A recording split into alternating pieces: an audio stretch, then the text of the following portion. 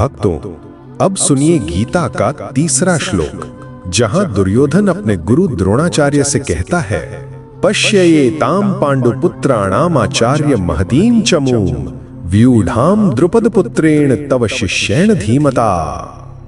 अर्थात आचार्य देखिए पांडु पुत्रों की ये विशाल सेना, जिसे आपके ही बुद्धिमान शिष्य द्रुपद पुत्र धृष्टद्युम्न ने युद्धव्यूह में सजाया है। भक्तों, यहां दुर्योधन ने द्रोणाचार्य को आचार्य कह के संबोधित किया। ये कहने का भाव यही था कि गुरुदेव, आप तो हम सब के गुरु हैं। आपने ही कौरव और पांडव दोनों को शस्त्र विद्या सिखाई है, इसलिए आप किसी के पक्षपाती नहीं हो सकते। लेकिन ध्यान दीजिए दुर्योधन का संकेत कितना तीखा था। उसने कहा, गुरुदेव देखिए, पांडवों ने अपनी सेना का सेनापति किसे बनाया है? उसी धृष्टद्युम्न को, जो आपके प्रिय मित्र द्रुपद का पुत्र है और जिसका जन्म ही आपको मारने के लिए हुआ था। क्या विचित्र स्थिति है, जिसे मारने के लिए यज्ञ कर जन्म दिलाया गया, जिसे आपने स्वयं अपने हाथों से अस्त्र शस्त्र की शिक्षा दी, आज वही आपका शिष्य आपके सामने सेनापति बनकर खड़ा है। दुर्योधन द्रोणाचार्य को याद दिला रहा है, गुरुदेव देखिए, पांडव आपके साथ कितने छल पूर्वक हैं। यदि उन्हें आपसे सच्चा प्रेम होता तो क्या वे आपके शत्रु पुत्र को अपनी सेना का सेनापति बनाते?